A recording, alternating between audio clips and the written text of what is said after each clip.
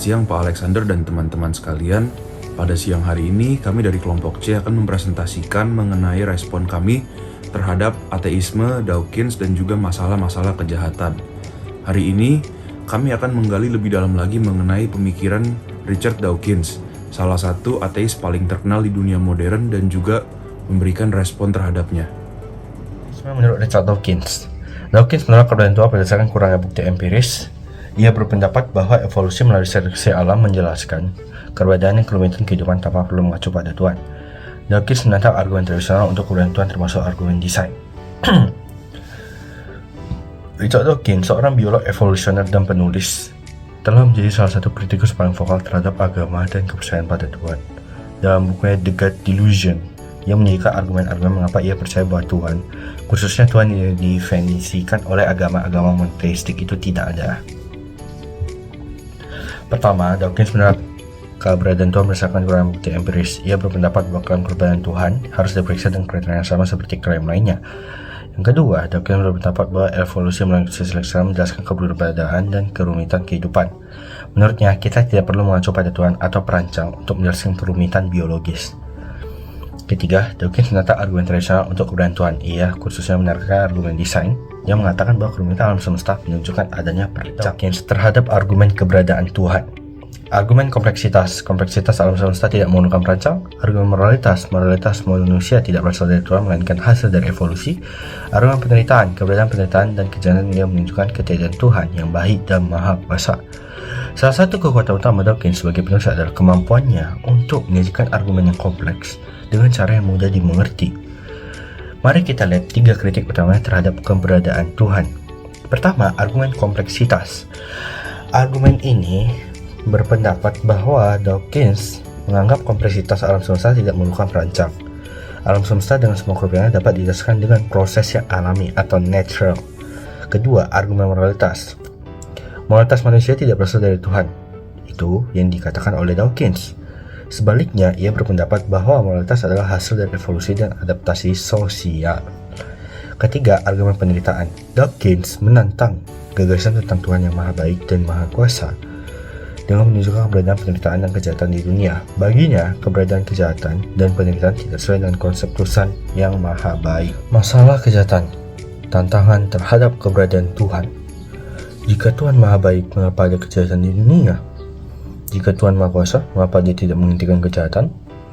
Bagaimana keberadaan kejahatan dapat dipadukan dengan kepercayaan pada Tuhan yang Maha Baik dan Maha Kuasa? Masalah kejahatan atau the problem of evil adalah salah satu tentang filosofis terbesar bagi kepercayaan Anda pada Tuhan. Pertanyaannya adalah, jika Tuhan Maha Baik, mengapa ada kejahatan di dunia? Dan jika Tuhan Maha Kuasa, mengapa Dia tidak menghentikan kejahatan? Masalah ini telah lama menjadi bahan diskusi dan debat di kalangan teolog dan filsuf. Bagaimana kita memadukan keberadaan kejahatan dengan kepercayaan pada Tuhan yang Maha Baik dan Maha Kuasa? Ateisme Dawkins dan masalah kejahatan. Kita telah membahas tantangan-tantangan yang diajukan oleh Richard Dawkins terhadap keberadaan Tuhan.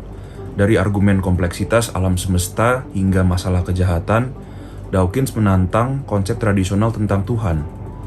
Namun, seperti yang kita akan lihat pada bagian selanjutnya, ada banyak respon terhadap tantangan-tantangan ini. Para filsuf abad pertengahan khususnya telah menawarkan argumen-argumen mendalam untuk keberadaan Tuhan dan menjawab masalah kejahatan.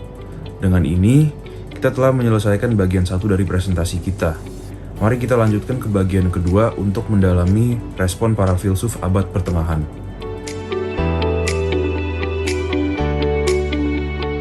Respons filsuf abad pertengahan terhadap ateisme dan masalah kejahatan. Selamat datang di bagian 2 dari presentasi kita. Di bagian ini kita akan menyelami respons para filsuf abad pertengahan terhadap tantangan ateisme dan masalah kejahatan. Filsuf-filsuf ini seperti Thomas Aquinas, Anselm, dan Augustine telah memberikan kontribusi mendalam dalam tradisi pemikiran teistik. Mereka menawarkan argumen-argumen yang kuat untuk keberadaan Tuhan dan menjawab tantangan-tantangan yang diajukan oleh skeptis. Argumen ontologis Anselm. Salah satu argumen paling terkenal untuk keberadaan Tuhan berasal dari Anselm dari Canterbury. seorang filsuf dan teolog abad pertengahan. Argumen ini dikenal sebagai argumen ontologis. Anselm mendefinisikan Tuhan sebagai sesuatu yang lebih besar dari apapun yang dapat dibayangkan. Menurutnya, jika kita bisa membayangkan sesuatu yang paling hebat, maka itu harus ada dalam realitas. Karena sesuatu yang ada dalam realitas tentunya lebih hebat daripada yang hanya ada dalam pikiran. Dengan logika ini, Anselm berargumen bahwa Tuhan sebagai keberadaan yang paling hebat yang bisa dibayangkan pasti ada dalam realitas. Meskipun argumen ini telah mendapat berbagai kritik, ia tetap menjadi salah satu argumen yang diperdebatkan dalam sejarah filsafat agama. Argumen kosmologis Aquinas. Thomas Aquinas, salah satu filsuf dan teolog terbesar dalam tradisi Katolik, menyajikan 5 cara untuk membuktikan keberadaan Tuhan. Salah satunya adalah argumen kosmologis. Aquinas berpendapat bahwa segala sesuatu di dalam alam semesta memiliki sebab, namun kita tidak bisa memiliki rantai sebab musabab yang tidak berujung. Harus ada titik awal. Oleh karena itu, harus ada sebab pertama yang tidak disebabkan oleh sesuatu lain. Aquinas mengidentifikasikan sebab pertama ini dengan Tuhan. Argumen lain yang ditunjukkan oleh Aquinas adalah argumen teologis yang berfokus pada desain dan tujuan alam semesta. Ketika kita melihat alam semesta, kita melihat segala sesuatu berfungsi dengan tujuan tertentu. Contohnya matahari yang dapat memberikan cahaya matahari, pohon yang dapat memberikan oksigen, dan lain sebagainya. Desain dan tujuan ini menurut Aquinas tidaklah terjadi secara kebetulan. Oleh karena itu harus ada perancang dan pemberi tujuan, dan Aquinas mengidentifikasi perancang ini sebagai Tuhan. Masalah kejahatan seperti yang kita bahas sebelumnya adalah salah satu tantangan terbesar bagi kepercayaan pada Tuhan. Augustine adalah salah satu teolog dan filsuf terbesar dari tradisi Kristen yang memiliki pandangan unik tentang masalah ini. Pertama, Augustine berpendapat bahwa kejahatan bukanlah suatu substansi atau entitas. Sebaliknya, kejahatan adalah ketiadaan kebaikan atau privasi boni. Kedua, menurut Augustine, manusia memiliki kebebasan kehendak. Kejahatan muncul dari pilihan bebas manusia untuk berpaling dari Tuhan. Ketiga, meskipun kejahatan ada, Tuhan membiarkannya terjadi untuk alasan yang lebih besar. Mungkin untuk menguji iman kita, atau mungkin karena dari kejahatan tersebut, kebaikan yang lebih besar dapat muncul.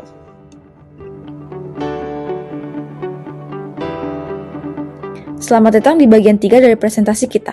Di bagian ini, kita akan menyelami respon modern terhadap tantangan ateisme dan masalah kejahatan. Seiring berjalannya waktu, pemikiran tentang keberadaan Tuhan dan masalah kejahatan telah berkembang. Filsuf dan teolog kontemporer telah mengajukan argumen-argumen baru dan memperbaharui argumen klasik untuk menjawab tantangan. Salah satu argumen modern yang paling terkenal untuk keberadaan Tuhan adalah argumen kosmologis kalam yang dipopulerkan oleh filsuf dan teolog William Lane Craig. Argumen ini dimulai dengan premis bahwa alam semesta memiliki awal. Ini didukung oleh bukti ilmiah seperti teori ledakan besar atau yang kita kenal sebagai Big Bang. Jika alam semesta memiliki awal, maka harus ada sebab untuk awal tersebut. Tidak mungkin bagi alam semesta untuk muncul tanpa sebab. Oleh karena itu, harus ada sebab pertama yang berada di luar alam semesta dan tidak terikat oleh ruang dan waktu. Craig mengidentifikasikan sebab pertama ini dengan Tuhan. Selanjutnya kita akan membahas mengenai argumen kesadaran. Ketika kita berbicara tentang kesadaran, kita memasuki wilayah yang misterius dan mendalam. Kesadaran manusia dengan kemampuannya untuk merasakan, berpikir, dan memiliki tujuan adalah salah satu misteri terbesar dalam ilmu pengetahuan. Beberapa filsuf dan ilmuwan berpendapat bahwa kesadaran sulit dijelaskan hanya melalui proses alamiah. Ini menunjukkan adanya aspek non-material dalam keberadaan manusia. Aspek non-material ini, menurut beberapa pemikir, menunjukkan adanya sumber yang transenden. Sumber ini, bagi banyak orang, adalah Tuhan. Theodicea Process adalah pendekatan unik untuk memahami hubungan antara Tuhan, alam semesta, dan kejahatan. Dikembangkan oleh pemikir seperti Alfred North Whitehead dan Charles Hartshorne. Pendekatan ini melihat Tuhan dan alam semesta dalam hubungan evolusioner. Menurut Theodicea Process, Tuhan mempengaruhi alam semesta, tetapi juga dipengaruhi olehnya. Ini berarti bahwa Tuhan berada dalam proses perubahan dan evolusi sama seperti alam semesta. Penderitaan dan kejahatan dilihat sebagai bagian dari proses evolusi ini. Dan yang menarik, Tuhan tidak hanya menjadi penonton pasif, tetapi bersama-sama menderita dengan makhluknya. Teodicea relasional menekankan hubungan dinamis antara Tuhan dan makhluknya. Tuhan tidak hanya menciptakan alam semesta dan kemudian meninggalkannya, tetapi terus berinteraksi dengan makhluknya dalam hubungan yang mendalam. Kebebasan kehendak adalah bagian penting dari hubungan ini. Meskipun memberikan potensi untuk kejahatan dan penderitaan, kebebasan ini juga memungkinkan cinta, kebaikan, dan pertumbuhan rohani. Ketika kejahatan dan penderitaan terjadi, Tuhan bekerja dalam relasi dengan makhluknya untuk mengatasi penderitaan tersebut dan membawa pemulihan. Ini adalah pandangan yang memberikan harapan dan kedalaman dalam menghadapi tantangan kehidupan.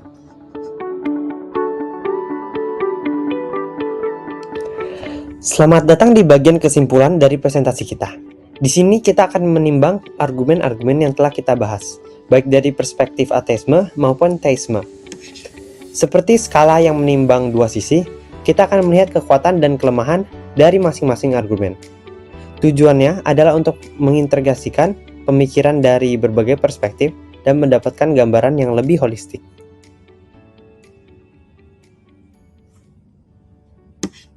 Sekarang kita akan membahas mengenai kekuatan dan juga kelemahan ateisme Dawkins.